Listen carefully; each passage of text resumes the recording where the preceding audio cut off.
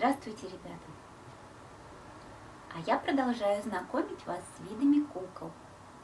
В театре кукол очень любят использовать маски.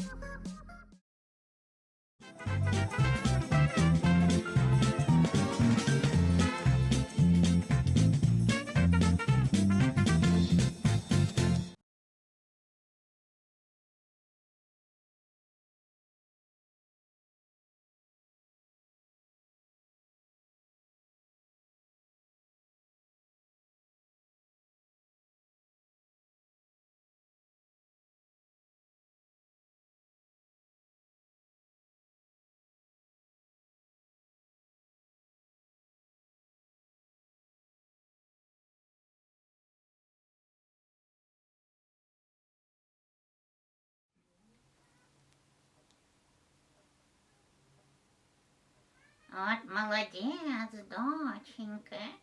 Наконец-то ты занялась делом. Молодец, рисуй.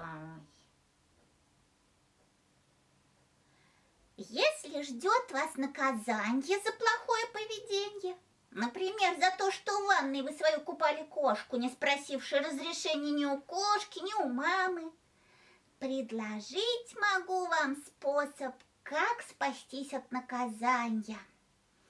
Головою в пол стучите, пейте в грудь себя руками и рыдайте, и кричите: «Ах, зачем я мучил кошку? Я достоин страшной кары, мой позор лишь смерть искупит».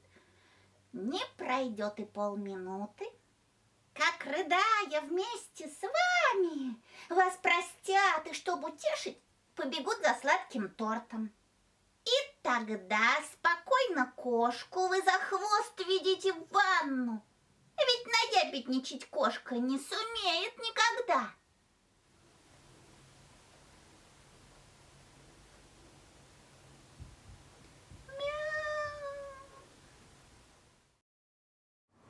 До новых встреч!